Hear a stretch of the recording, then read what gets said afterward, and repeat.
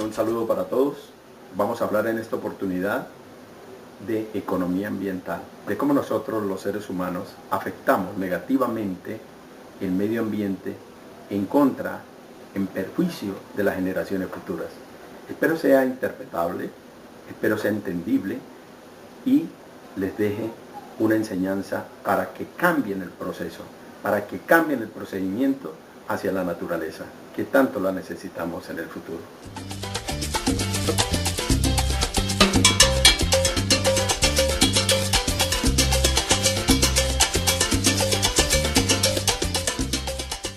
Un saludo especial de su profesor Luis Fernando Pineda Sánchez.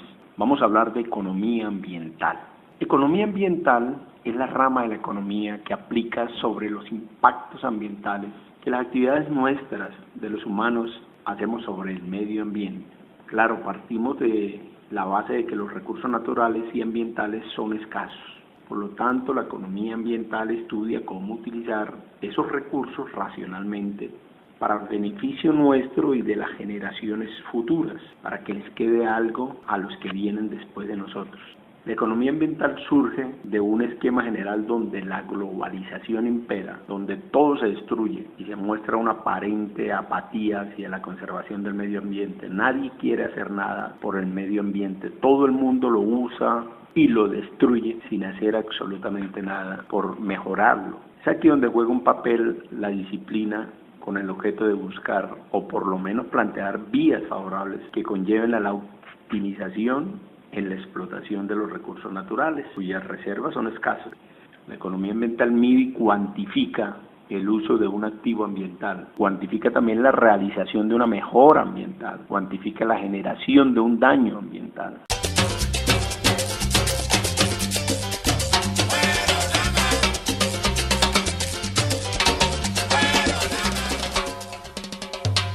Vamos a decir que la economía se compone de dos grupos de factores económicos, el de la producción y el factor consumo. A partir de allí vamos a ir concatenando el tema de la economía ambiental. Porque cuando uno estudia la economía, estudia también microeconomía, entre tantos temas. Y cuando uno estudia microeconomía, lo que está estudiando es teoría de la producción y teoría del consumo. Es decir, cómo hacen las empresas, las firmas, los productores para definir qué producir, cuándo producir y cómo producir, fundamentalmente. Y en la teoría de los consumidores nos dicen cómo hace el consumidor para definir qué productos o qué elementos de esa producción van a determinar para su conveniencia. En este orden, los agentes productores son los que facilitan bienes y servicios a los consumidores y a su vez los consumidores son los que proveen de los elementos necesarios para la producción, los que pagan para que puedan entonces las empresas, las fábricas producir. Vamos concatenando poco a poco esos elementos. En ese orden de idea, el medio ambiente actúa como proveedor de materias primas si atendemos aquello del primer sector de la economía, el sector de lo que se extrae de la tierra. En ese orden de ideas tenemos eso. Entonces tenemos que decir que todos los medios productivos los da el medio ambiente, los da la naturaleza, la madera, el agua, los minerales, para poder desarrollar la producción que va a ser lo que el consumidor en últimas tenga para su vida.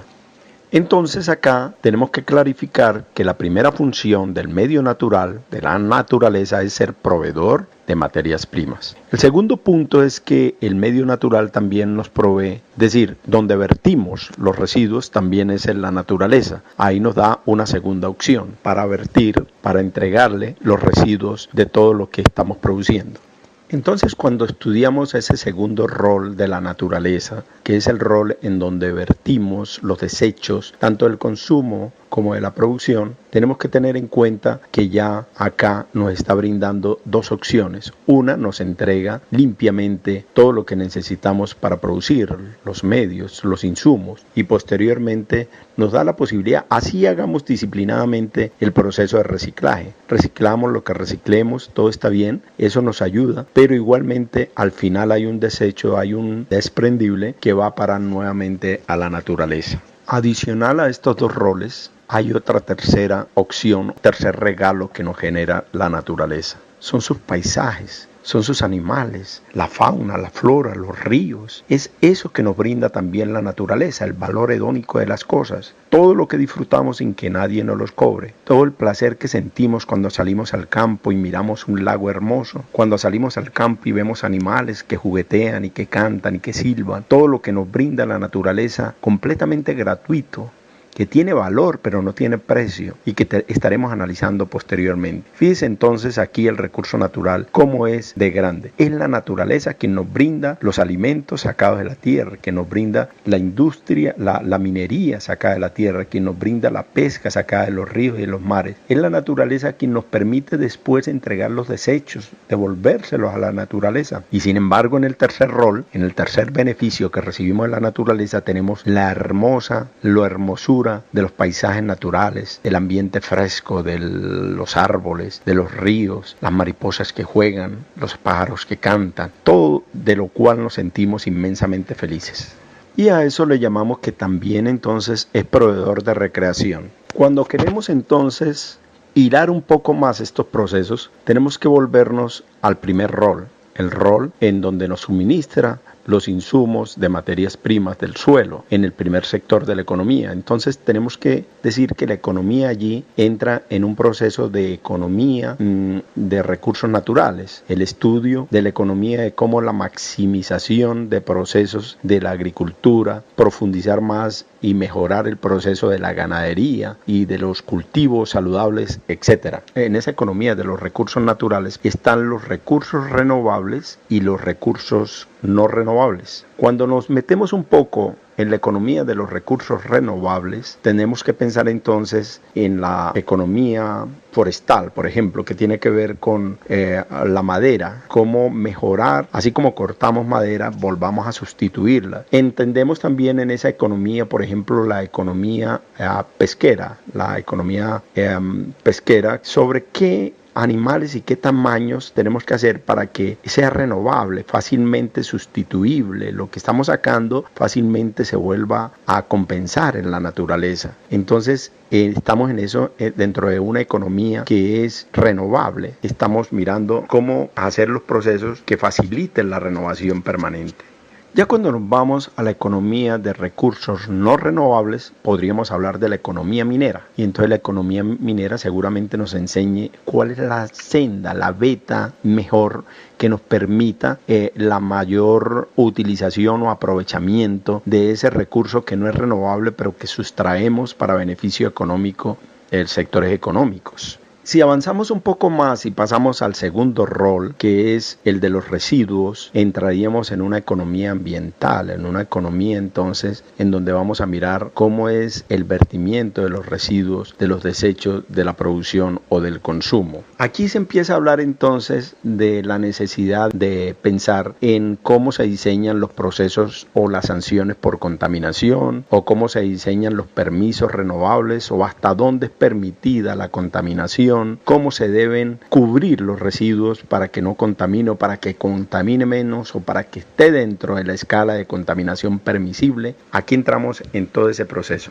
Y más adelante, entrando ya en el tercer rol de la economía, que tiene que ver con el disfrute de la naturaleza, entramos a estudiar cuánto estamos dispuestos a pagar para conservar un paisaje, cuánto estamos dispuestos a pagar por evitar contaminación, cuánto estamos dispuestos a pagar o hacer, qué estamos dispuestos a hacer para conservar la naturaleza hermosa, el paisaje hermoso, los ríos limpios, cuánto estamos dispuestos a pagar o a comprometernos que permanezcan las aves en un sitio específico para que no se ahuyenten, para que no se vayan, cuánto estamos dispuestos a pagar para mantener la naturaleza limpia, sana, conservar todas las especies. Entonces tenemos que revisar cuánto cuesta mantener la naturaleza hermosa, cuánto le cambia la vida a la sociedad con una naturaleza limpia y hermosa. Y hay necesidad entonces de cuantificar ese daño o cuantificar ese beneficio hedónico.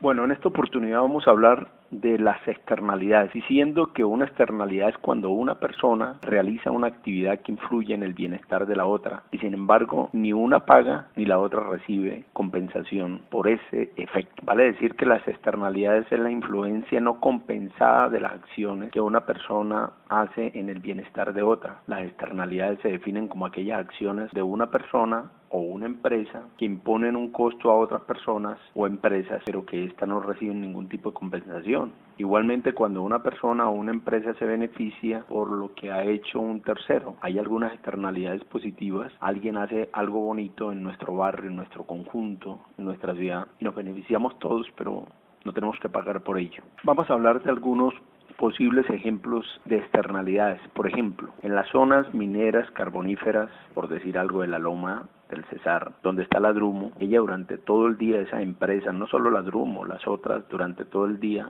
están expulsando gases y partículas que contaminan el aire. Las emisiones de estos aires cargados de residuos contaminantes tóxicos producen en los habitantes infecciones respiratorias y presencias elevadas de plomo en la sangre por encima de los estándares médicos posibles o permisibles. Estas afecciones de salud provocan inclusive la muerte, muchas veces en los habitantes por envenenamiento. Ocurre muy poco, pero puede ser, y tendríamos que mirar entonces si la empresa está pagando estos costos derivados de la contaminación excesiva. No, seguramente no. Las chimeneas, otro ejemplo, las chimeneas de las fábricas producen gases sulfurosos, son humos emanados de esas chimeneas que ocasionan daños a la agricultura, a la salud de la población, a los pulmones de la gente, y seguramente nos preguntamos si esas empresas pagan algo a las personas afectadas. Naturalmente que no.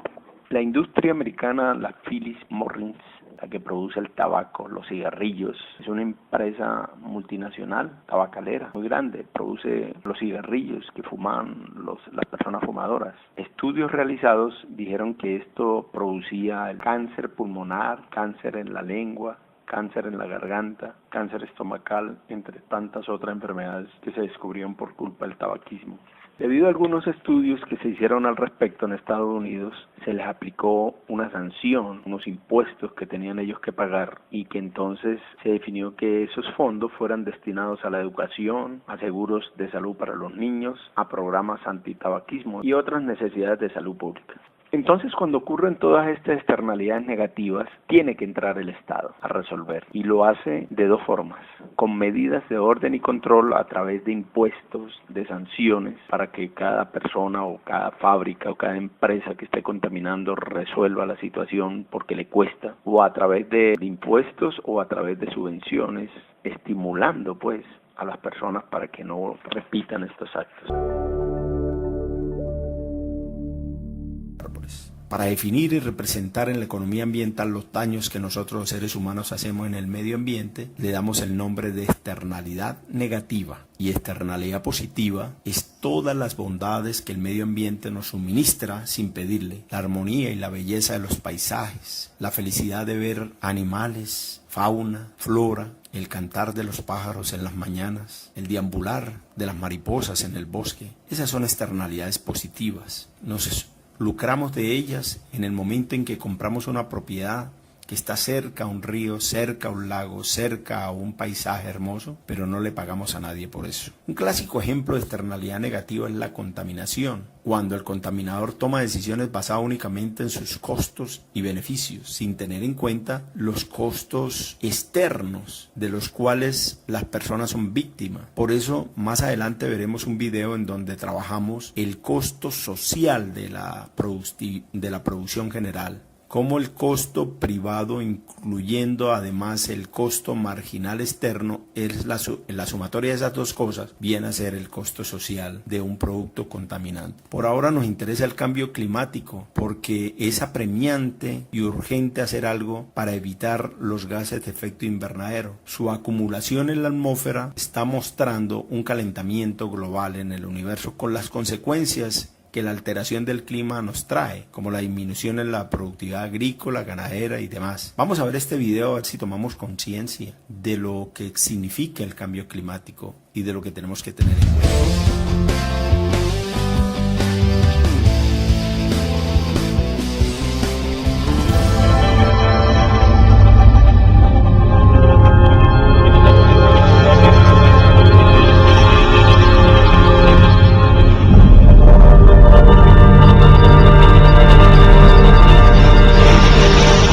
Tal vez pienses que nada de esto tiene algo que ver contigo. Tal vez veas esto y pienses, es la naturaleza. Tal vez cuando escuchas el término calentamiento global, piensas en películas de ciencia ficción, en grupos ambientalistas radicales, o peor aún, que faltan muchos años para que se convierta en realidad. Tal vez sigas estando equivocado. Este es nuestro planeta. La capa que lo rodea es la atmósfera. Su función es atrapar algunos de los rayos del sol y mantenerlos dentro del planeta para conservar una temperatura de 15 grados centígrados. De lo contrario, los rayos del sol se escaparían y nuestro planeta bajaría a una temperatura de menos 18 grados centígrados. Esto se conoce como efecto invernadero y es efectuado por gases como el vapor de agua, el dióxido de carbono, el metano y otros. En una proporción adecuada, los gases efecto invernadero cumplen su cometido, pero si aumentan su concentración, los rayos del sol no pueden escapar y la temperatura del planeta se eleva con repercusiones desastrosas. Esta es la concentración de dióxido de carbono y temperatura promedio global de los últimos 30 años. Y este es el nivel de dióxido de carbono en la atmósfera actualmente. ¿Notas alguna relación? ¿Por qué aumentan los gases de efecto invernadero? Hay tres factores fundamentales: la quema de combustibles fósiles, la destrucción de bosques que absorben el dióxido de carbono y el aumento de la población. Todo es un círculo vicioso. La población del mundo aumenta vertiginosamente, lo cual supone una mayor demanda de comida, agua y recursos naturales. Los árboles absorben un gran porcentaje de las emanaciones de dióxido de carbono, pero actualmente estamos destruyendo nuestros bosques y selvas, los pulmones de nuestro planeta, por satisfacer las demandas que nos llevan al tercer punto del círculo vicioso: tecnologías obsoletas.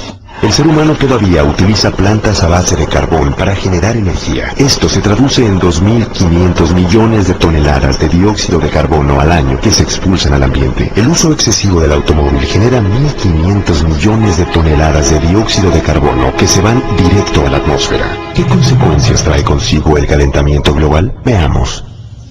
Al quedar atrapados mayor número de rayos del sol, la temperatura del planeta aumenta. Esto ocasiona sequías, escasez de agua e incendios.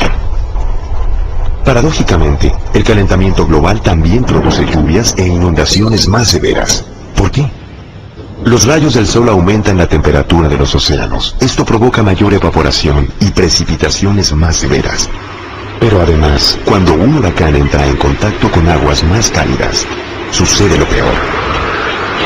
El aumento en la temperatura ocasiona también que los polos se descongelen y como consecuencia, más agua dulce entra al mar. Esto eleva el nivel de los océanos, provocando inundaciones severas. El problema es serio. Si el nivel del mar subiera 6 metros, arrasaría con lugares como Florida, San Francisco, Holanda, Beijing, Shanghái, Calcuta, Bangladesh y en México a Tamaulipas, Veracruz, Tabasco, Campeche.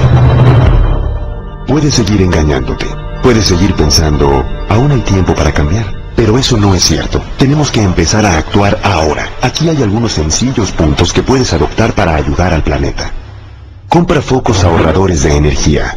Apaga los aparatos eléctricos en vez de dejarlos en espera. Reduce el consumo de calentadores y aire acondicionado. Si puedes, compra un automóvil híbrido con motor eléctrico o que dé un porcentaje de 17 kilómetros por litro. Mantén las llantas de tu automóvil bien infladas. Comparte el automóvil. Camina o usa bicicleta. Usa menos agua caliente al bañarte. Lava la ropa con agua fría o tibia. Recicla. Separa la basura. Planta un árbol. Nos estamos acabando al planeta, este mundo maravilloso que tanto nos ha dado. Todavía estamos a tiempo, pero tenemos que cambiar nuestra manera de pensar y empezar a actuar ahora.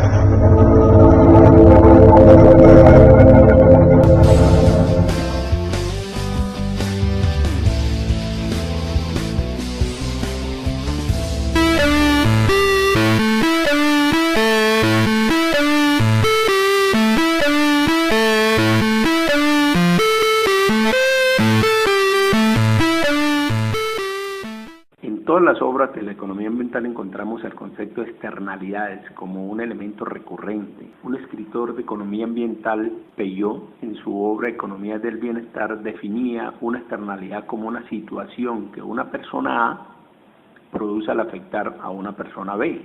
Eso es una externalidad. Por ejemplo, cuando el proceso de contaminación afecta a personas, disminuyendo su bienestar o antiingreso, por el daño a la salud, por el daño a la seguridad laboral. Todo eso es el costo de las externalidades. Es posible que este costo lo paguen las generaciones futuras. El problema es quién debe pagarlo hoy. Se supone que quien arroje un papel al piso debe recogerlo. Y esta teoría del que tira un papel al piso lo recoja es válida si fueran dos personas los que existieran en el universo. Pero la población se incrementa día a día, por eso hay que buscar soluciones que abarquen más fuerte la demanda general. Se necesita entonces, y seguramente es de gran ayuda los impuestos pillovianos, se necesita que el Estado utilice instrumentos económicos de regulación que permita regular las emisiones de gases, la escasez del agua y las altas temperaturas, seguramente mediante la educación ambiental desde edad muy temprana. Se podría prevenir muchos de los graves problemas ambientales que nos aquejan hoy día, si se educara al niño para que cuando sea mayor ya lleve formado en su conciencia la necesidad de cuidar el medio ambiente. Por lo tanto, lo más relevante es encontrar aquí la forma más eficiente y eficaz de controlar la producción y la explotación, de tal manera que se tenga en cuenta el medio ambiente. Otra forma que podría utilizar el Estado sería dar incentivos económicos para que las personas y las empresas se comporten de la mejor manera posible y disminuyan los niveles de contaminación.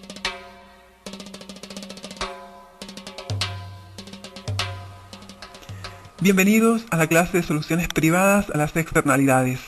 Vamos a comenzar con un breve repaso de las externalidades, el concepto, las consecuencias y los tipos, para luego analizar específicamente los tipos de soluciones privadas y por último concluir con el estudio del teorema de Coase. Comencemos repasando la definición de externalidades. Una externalidad se produce cuando la producción o el consumo de un bien afecta a otros participantes que no son compradores ni vendedores. Por lo tanto, se crea este efecto externo que puede ser positivo o negativo. Entonces, una externalidad es cuando un efecto negativo o positivo, ya sea por el lado del consumo o de la producción, recae sobre un tercero que no es parte de ese mercado. Pensemos en una persona que no fuma y se ve afectada por el humo del cigarrillo. Esta persona no es ni la demanda ni la oferta y está siendo molestada por este efecto que entonces es negativo por parte del consumo de una persona, que es demanda. Veamos cuáles son las consecuencias. En principio, el precio no incluye esos efectos secundarios, ya sean positivos o negativos. Es decir, que la molestia que yo le ocasiono a otra persona no está incluida en el precio que yo pago el cigarrillo. O la contaminación que genero en el río no está incluida en el precio del bien que se produce. ¿Cuál es la consecuencia? Que las valoraciones sociales son diferentes a las valoraciones privadas cuando la externalidad es por el lado del consumo, o los costos sociales son diferentes de los costos privados cuando la externalidad es por el lado de la producción. Entonces hay una falta de mercado en el caso de externalidades, porque el mercado por sí solo no está asignando correctamente los recursos, no está asignando los recursos desde el punto de vista socialmente óptimo. ¿Y cuál es la solución? La solución es la intervención estatal, que sería una obligación que el Estado debe intervenir cuando el mercado falla, o también pueden darse acuerdos privados. En ese video estuvimos diciendo que existen externalidades negativas en la producción, como es el caso entonces de las empresas que contaminan. Mencionamos que pueden haber externalidades negativas en el consumo, como cuando alguien tiene una fiesta muy ruidosa, o externalidades negativas, por ejemplo, como el uso de motocicletas que produce una cantidad de ruido excesiva y contaminan el entorno, o como las empresas que destruyen el medio ambiente y afectan a las comunidades vecinas. También tenemos externalidades positivas, como es el caso de la producción de miel, donde las abejas ayudan a la polinización y pueden ayudar entonces a otras producciones. Luego tenemos externalidades positivas en el consumo, como es en el caso de la salud, que cuando una persona entonces se cura de una enfermedad o previene una enfermedad, está evitando que otras personas más se contagien también. O bien cuando se restaura un edificio antiguo donde se mejora el paisaje y eso genera bienestar para todos los que pasan por ahí. O el caso de la educación, donde no solamente se beneficia a la persona que recibe esa educación, sino también la sociedad en general.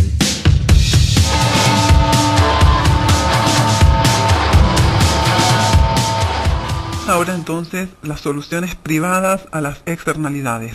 ¿Cuáles son los tipos? Existen códigos morales y sanciones sociales que hacen que los efectos negativos sean reducidos, los efectos negativos de las conductas de las personas. Pensemos que si se arroja basura en la vía pública, uno va a ser socialmente mal visto. Esa es una sanción social, lo que hace una conducta que internalice los costos negativos y los evite, básicamente. Otro tipo de solución privada es la existencia de instituciones y asociaciones sin fines de lucro financiadas por donaciones privadas. Estas asociaciones, como nosotros ya conocemos algunas, se interesan por el cuidado del medio ambiente y su objetivo es que se sigan actividades que hagan que las personas tomen conciencia de su impacto negativo en su acción de consumo, de su producción y por lo tanto lo eviten, o hacer evidente alguna conducta negativa de alguna empresa para que el Estado tome la acción correcta para que internalicen ese efecto negativo. Otro tipo de solución a las externalidades desde el punto de vista privado es integrando diferentes tipos de negocios, fusionando empresas que generan algún tipo de externalidad. Analicemos este ejemplo muy común entre el apicultor y el productor de manzanas.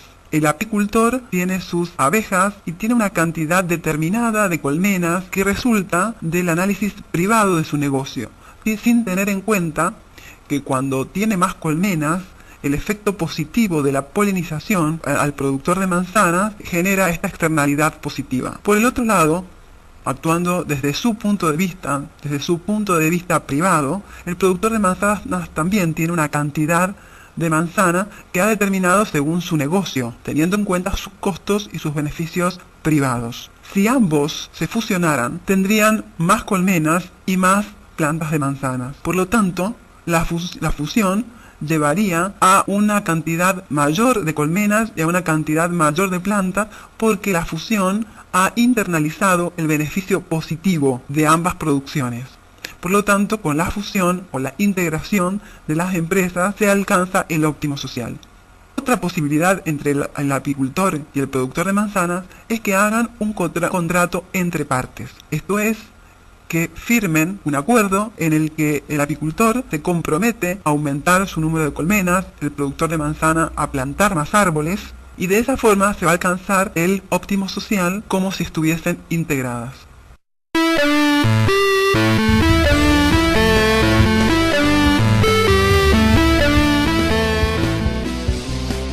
De la diapositiva anterior vimos que las partes privadas pueden llegar a un acuerdo y solucionar las externalidades para llegar así al óptimo social. El teorema de Coase se ocupa de la eficacia del mercado para resolver el problema de las externalidades en algunas circunstancias. ¿Qué dice el teorema de Coase que si las partes privadas pueden negociar sin ningún costo o con bajos costos sobre la asignación de los recursos, resuelven por sí mismas el problema de las externalidades y alcanzan un resultado eficiente. Pero es necesario, además, que los derechos de propiedad estén bien definidos, es decir, que se sepa quién tiene derecho a qué. Entonces, se va a tener claro la base de la negociación y cómo negociar. Veamos un ejemplo. Luis tiene un perro que ladra y molesta a María, que es su vecina. Saber quién tiene derecho es fundamental. Si Luis tiene derecho a tener el perro o María tiene derecho a la tranquilidad. Entonces se da una distribución de los derechos de propiedad. Por ejemplo, si Luis tiene derecho a tener el perro, para llegar a un acuerdo hay que comparar los beneficios de Luis de tener el perro con los costos de María de soportarlo. ¿Qué pasa si María tiene derecho a la tranquilidad? Entonces puede exigir a Luis deshacerse del perro. Negociarían. Luis puede ofrecerle a María pagarle por soportar los ruidos del perro, siempre y cuando el beneficio de Luis fuera mayor al costo de María. Entonces se alcanzaría con esta negociación un resultado eficiente. Si María tiene un costo mayor al beneficio de Luis, Luis no podrá pagarle a María para compensar la molestia y tiene que deshacerse del perro. Este también es un resultado eficiente. Los costos de transacción a veces lo impiden y por lo tanto no se resuelve la externalidad y no se alcanza el óptimo social. Si los costos de pagar abogado y hacer cumplir el contrato entre Luis y María son muy altos, en definitiva no se va a llegar nunca a un acuerdo por estos costos de transacción y por lo tanto no se va a llegar a un acuerdo, a un resultado eficiente desde el punto de vista social. Lo mismo pasaría en el caso de que el número de las partes intervinientes fuera muy elevado, entonces es difícil llegar a un acuerdo.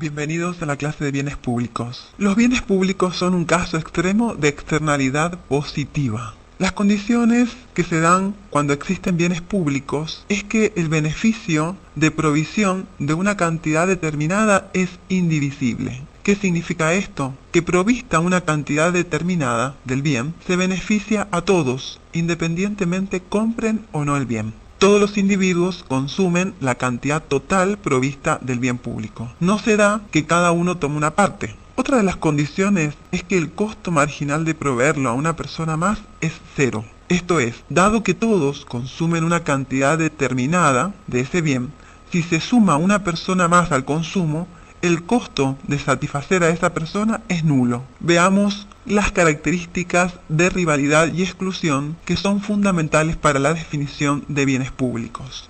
Comencemos con la rivalidad en el consumo. Esto significa que el consumo por parte de una persona implica que nadie más puede consumir dicho bien o servicio. En este caso entonces hay rivalidad. Por ejemplo, una manzana tiene rivalidad en el consumo. Si yo la consumo, nadie más lo hará. Lo mismo con un asiento de un bus, con una ropa. Son bienes privados. Los bienes privados tienen rivalidad en el consumo. La rivalidad hace que uno esté dispuesto a pagar el bien para apropiarse del beneficio. Los bienes públicos no son rivales. El consumo de una persona no afecta la satisfacción de otro. Ejemplo, el alumbrado público. El alumbrado público no tiene rivalidad en el consumo. Que una persona se vea beneficiado por este bien o servicio no afecta la satisfacción de otra. También pensemos en la señal de TV, de televisión abierta. No hay rivalidad en el consumo. Que una persona esté consumiendo esa señal no afecta la disponibilidad para otra. Pasemos a la característica de exclusión en el consumo. Esta característica es la capacidad de excluir del consumo de un bien a los que no pagan por este. Por ejemplo, para viajar en un bus tengo que pagar. Tengo que pagar para apropiarme del beneficio. Si no lo hago, me excluyen del consumo. Este es un bien privado. ¿Qué pasa con el alumbrado público? ¿Pueden excluir a alguien del consumo? aunque no haya pagado las tasas municipales? No, no es posible. O si es posible, a veces es muy costoso y caro y no vale la pena. Cuando no es posible excluir del consumo a quien no paga, la provisión debe ser pública, porque si no, el negocio no es rentable y la oferta privada no aparece. Entonces, los bienes públicos tienen las características de ser no rivales y no excluibles.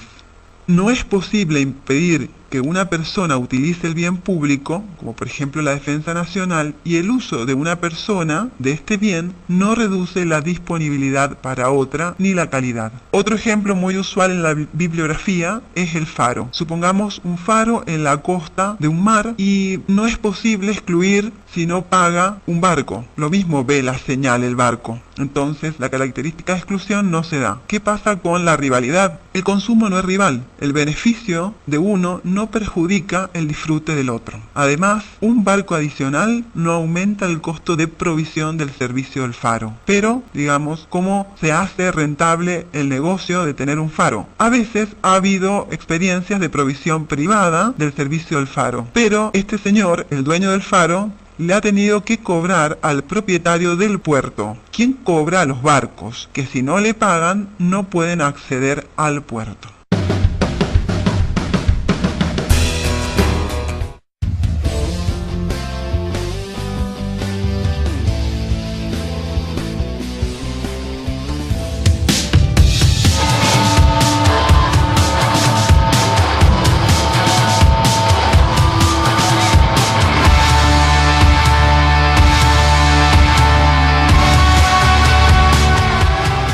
Vamos a presentar primero varias ilustraciones para exponer el concepto de los bienes privados y de los bienes públicos y las diferencias que hay. Observemos este automóvil. Solamente una persona puede conducir el automóvil a la vez, es decir, usted y yo no podríamos conducir ese mismo automóvil simultáneamente. Entonces podemos decir que existe rivalidad en el consumo. Existe rivalidad siempre que el mismo bien no pueda ser consumido simultáneamente por más de una persona. Esto ocurre con muchos otros bienes. Usted y yo, por ejemplo, no podríamos usar el mismo pantalón simultáneamente o comer la misma galleta a la vez. Entonces, estamos hablando de bienes en los cuales existe rivalidad en el consumo. Adicionalmente, este automóvil se vende a un determinado precio. Eso quiere decir que no cualquiera puede tener o utilizar este automóvil a no ser que pague por él. Por lo tanto, existe exclusión en el consumo. El pago de un precio es el principal mecanismo de exclusión, aunque existen algunos otros. El tener que pagar un precio significa que solamente algunas personas pueden consumir el bien. Entonces, bienes que poseen rivalidad en el consumo y exclusión en el consumo son los bienes que conocemos como bienes privados. El caso, decíamos, del automóvil, del pantalón o de una galleta. Pero no todos los bienes poseen rivalidad en el consumo y exclusión. Veamos esta otra situación. Aquí tenemos un campo de golf. Este campo de golf sí puede ser utilizado por varias personas simultáneamente. De hecho, en el caso de la mayoría de los deportes, no tendría mucho sentido, por ejemplo, tener una cancha de fútbol solamente para uno. Pues se juega en equipo, se juega con varias personas. Entonces, varias personas querrán, por ejemplo, jugar golf unos contra otros simultáneamente. En este caso, entonces, tenemos nosotros que no hay rivalidad en el consumo. El hecho de que este jugador esté ahí en el campo no afecta que un segundo o un tercer jugador también esté en el campo y puedan disfrutar del juego. Ahora bien, igual que en el caso del automóvil, se cobra por el uso del campo de golf, es decir, hay exclusión en el consumo. Aquí tenemos entonces un bien en el cual no hay rivalidad, pero sí hay exclusión. Este es lo que conoceríamos como un bien semiprivado. Y existen pues diferentes tipos de bienes en los cuales no hay rivalidad, pero sí hay exclusión. Hay muchos bienes por los cuales pagamos. Por ejemplo, vamos al cine y todos vemos simultáneamente la misma película. No hay rivalidad en el consumo, y hay exclusión, pues obviamente el que no paga no puede entrar al cine. Observemos un ejemplo más. Aquí tenemos un parque de un vecindario. En este parque, muchas personas pueden disfrutar del parque a la vez, igual que el campo de golf. Así es que entonces tendríamos pues que en principio no hay rivalidad en el consumo, a no ser que muchas personas estén simultáneamente en el parque. Por ejemplo, si muchos niños pretenden usar el mismo juego a la vez, todos quieren usar el tobogán a la vez, pues entonces empieza a haber cierta rivalidad. Ahora bien, el parque no se cobra por su uso. Tenemos en este caso pues que no hay exclusión en el consumo.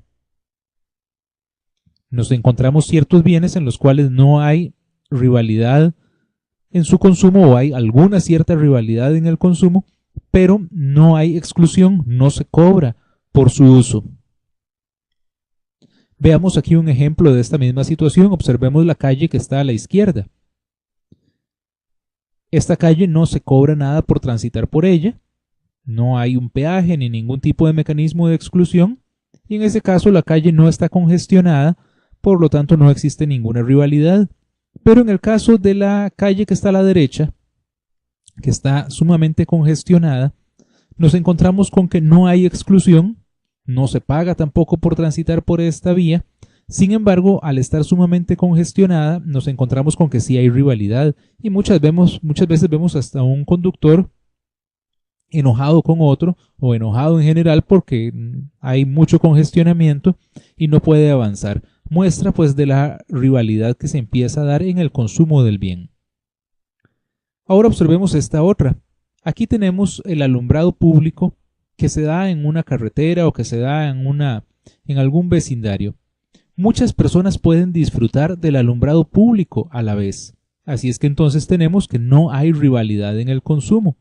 Y realmente el que una persona esté ahí, digamos, no le resta luz a otro. Por lo tanto, no existe ningún tipo de rivalidad en el consumo. Y tampoco se cobra a las personas que van transitando por ahí por su uso. Por lo tanto, no hay exclusión en el consumo. Así es que nos encontramos con que el alumbrado público sería un bien público puro. Tenemos, por ejemplo, el caso del aire. El aire tampoco hay rivalidad en su consumo, tampoco hay exclusión, así es que sería un bien público puro. O, por ejemplo, la defensa nacional. No hay rivalidad en su consumo y tampoco hay exclusión. Así es que nos encontramos ahí con otro bien público puro. Podemos entonces distinguir los bienes públicos en términos entonces de la rivalidad en su consumo y de su exclusión en el consumo. Si existe rivalidad y exclusión, estaríamos hablando de bienes privados, como dijimos, un automóvil, un alimento, entre otros. Si no existe rivalidad, pero sí existe exclusión, hablamos entonces de un bien semiprivado, como dijimos el campo de golf o puede ser la televisión por cable. Ahora bien, un bien público común sería aquel que sí tiene cierta rivalidad en el consumo, pero no hay exclusión, como el caso que dijimos del parque o la calle. Y el bien público puro no tiene exclusión ni rivalidad. Observamos el ejemplo del alumbrado público o la defensa. Así es que observemos que el hecho de definir un bien público no está tanto en la propiedad del bien, sino en qué tanto existe exclusión principalmente y en qué medida se da rivalidad en su consumo.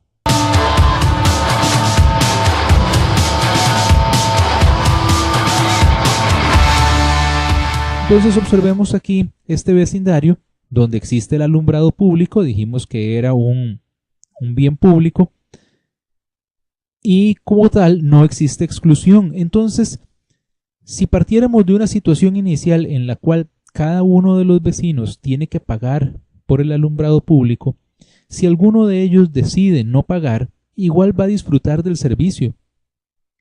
No sería justo que porque él no paga, entonces se le quite el servicio a todos los demás. Así que entonces este vecino sabría que si él no paga, igual disfruta del servicio. En consecuencia, ninguno va a tener incentivo para pagar. Por lo tanto, entonces aparece este problema del parásito. En el caso de los bienes públicos, entonces existe un incentivo para que las personas puedan consumir sin pagar, ya que no se les puede excluir entonces de su consumo.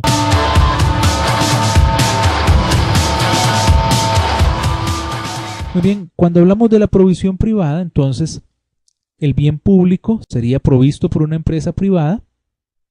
Si ésta no puede financiar esa producción, dado el problema del parásito, entonces no podría ser producido ese bien de esa manera. Nos encontramos, por ejemplo, las aceras en las calles. No vemos ninguna empresa interesada en producir aceras por todos lados.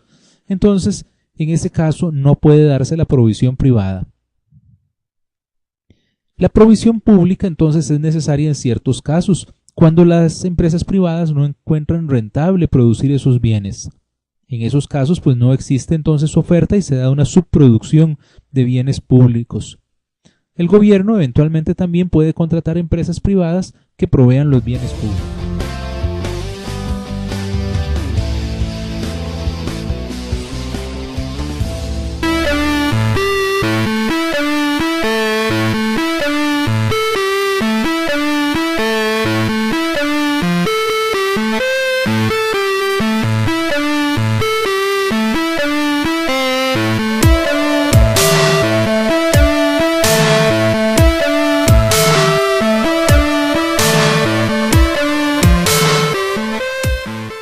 Supongamos que tenemos una cierta zona que es atravesada por un río. Y en este lugar habitan algunas personas. El lugar es bastante agradable, es muy limpio, y eso lo motivó a usted a poner un negocio. Usted puso un restaurante al lado del río, la gente llega a disfrutar del paisaje y comen al lado del río. Usted tiene ahí un buen negocio en armonía con la naturaleza. Sin embargo, río arriba llegué yo y puse una fábrica. Mi fábrica produce, por ejemplo, insecticidas. Mi producto es algo contaminante. Resulta que yo como productor, mi fábrica tiene unos costos de producción.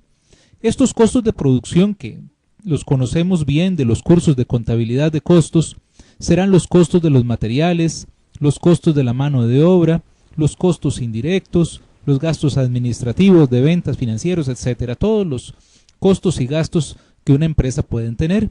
Estos costos los genero yo como productor y nadie más va a sufragarlos si no soy yo mismo. O sea, mi empresa será la que tendrá que pagar su planilla, tendrá que pagar a sus proveedores, tendrá que pagar todos y cada uno de los servicios que contrata, etcétera. Entonces, tenemos que estos son los que llamamos costos privados. Son costos, entonces, que son producidos por alguien y recaen sobre ese mismo productor. Eso es lo que tenemos, que es un costo privado. Ahora bien, en esta situación nos encontramos con algunos otros costos adicionales. Yo encuentro muy cómodo, muy barato, empezar a lanzar mis desperdicios al río. Y esa agua que era limpia, que era cristalina, empieza a ponerse turbia. El agua empieza entonces a estar contaminada. Y entonces empiezan a morirse los peces y empieza a haber toda una afectación. Esta agua contaminada y esta afectación a la flora y la fauna empiezan a afectar, por ejemplo, la salud de las personas que ahí viven. Y también tenemos que empieza a afectarse su negocio. Ya nadie va a querer llegar a comer al lado de un río contaminado. Estos costos no son costos privados. Estos son costos que llamamos externos. Es decir, yo no voy a pagar el médico de esas personas cuando se enferman, ni yo voy a llegar a pagarle a usted por los clientes que ha perdido su negocio. Esos son costos que yo estoy produciendo, sin embargo yo no estoy pagando. Por eso decimos entonces que un costo externo es un costo que no recae en el productor del bien o servicio, sino que cae en otros productores o en otros consumidores. Ahora observemos algo importante.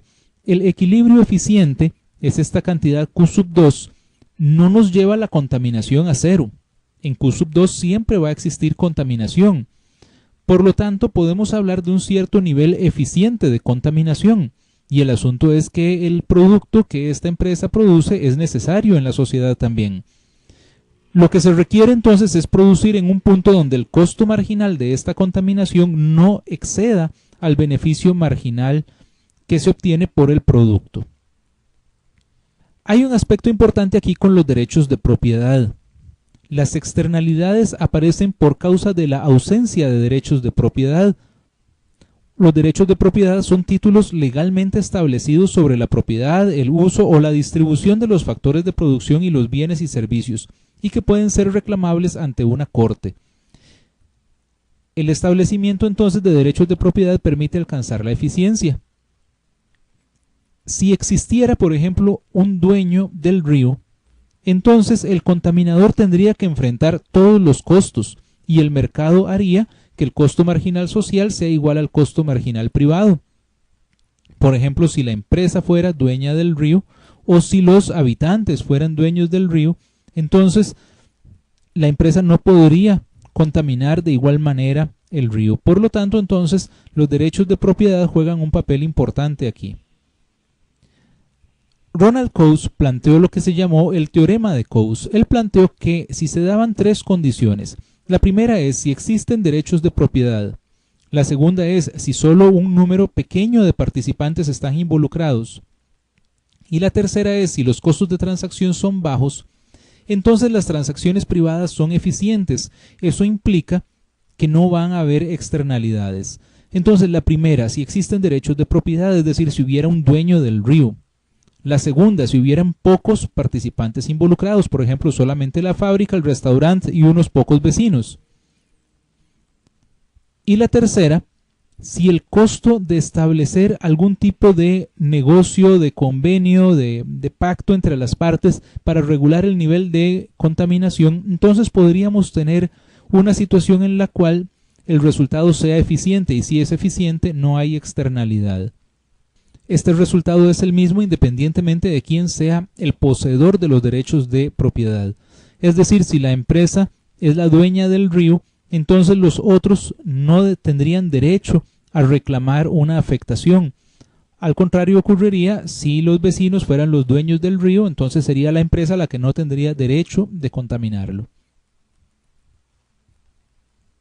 Ahora, ¿cómo se puede solucionar el problema? Porque nos encontramos con que en esta situación nadie es dueño del río, igual que nadie es dueño del aire, nadie es dueño del mar, nadie es dueño de los peces que están en el mar y así nadie es dueño de muchos otros bienes. Entonces nos encontramos con que el teorema de Coase no se cumple en todos los casos. Entonces, cuando el mercado falla, se requiere la acción del gobierno. Hay tres acciones principales que los gobiernos utilizan para enfrentar los costos externos, que son los impuestos, los cargos por emisiones y los permisos negociables. Hablemos de los impuestos. El gobierno puede entonces establecer un impuesto que sea igual al costo marginal externo. Entonces veámoslo en términos de nuestro gráfico. Tenemos que la diferencia entre la curva del costo marginal privado y el costo marginal social, esa era el costo marginal externo. Entonces el gobierno puede establecer un impuesto equivalente a ese monto. Eso llevaría al mercado a pasar del punto A al punto B, obteniéndose entonces un resultado eficiente.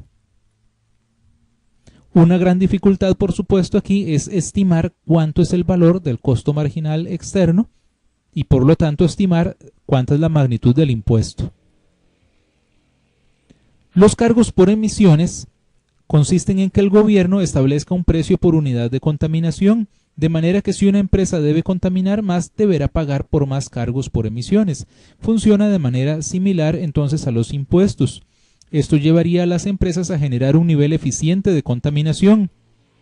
Claro que volvemos a caer en la misma situación. El gobierno requiere información para establecer cuánto es el monto de estos cargos por emisiones.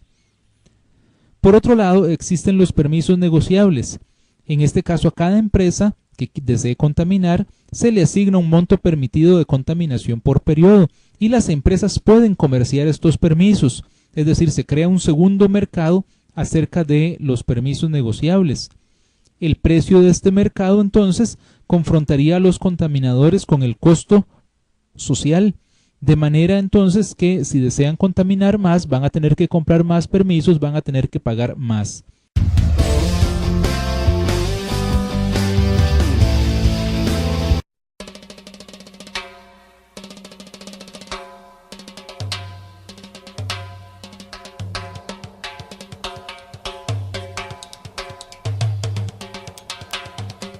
En capítulos anteriores estudiamos que si hay libre mercado se llega a una situación de máximo bienestar. Sin embargo, las acciones o decisiones de los productores y consumidores generan efectos en la sociedad. En este video vamos a ver cómo se denomina en economía estos efectos y cómo puede intervenir el gobierno. Los economistas a estos efectos de la producción y el consumo que no se compensan los denominan externalidades. Pueden haber externalidades negativas si el efecto sobre la sociedad es negativo, y positivas si tienen un efecto positivo sobre la sociedad. El objetivo de incluir las externalidades en el resultado del mercado es tener en cuenta el bienestar de quienes resultan afectados. Cuando mencionamos externalidades negativas nos estamos refiriendo, por ejemplo, a la contaminación que genera el uso del automóvil o el humo que puede molestar a otras personas, o si tenemos un vecino que escucha música en su casa con alto volumen en la noche.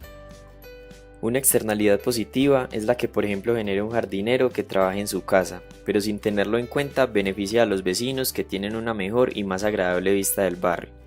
Otro ejemplo puede ser un libro. El autor no capta todos los beneficios que puede tener la persona que utiliza el conocimiento después de leer el libro.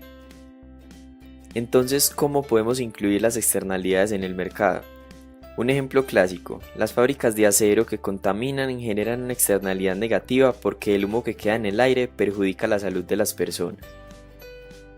Esto quiere decir que el costo para la sociedad de producir una tonelada de acero es mayor que el costo de los productores de acero. En la gráfica se muestra el costo social de producir acero, que es el costo de los productores más los costos de quienes se ven afectados por la contaminación en el aire. Esta curva está por encima de la curva de oferta porque tiene en cuenta el costo de la contaminación producida por las fábricas de acero, y por esto la cantidad de toneladas producidas debe ser menor a la de equilibrio. Ahora, ¿cómo puede intervenir el gobierno para que realmente se produzca una cantidad de acero socialmente óptima? Una forma puede ser imponer un impuesto por cada tonelada de acero producida. Como es menos rentable producir acero, los productores ofrecen menos y la curva de oferta se desplaza a la izquierda. Esta intervención del gobierno para corregir los efectos no tenidos en cuenta en la producción de acero se le llama internalizar la externalidad. Como lo mencionamos, pueden existir externalidades positivas. Por ejemplo, la investigación científica puede producir muchos más efectos positivos de los que se cree.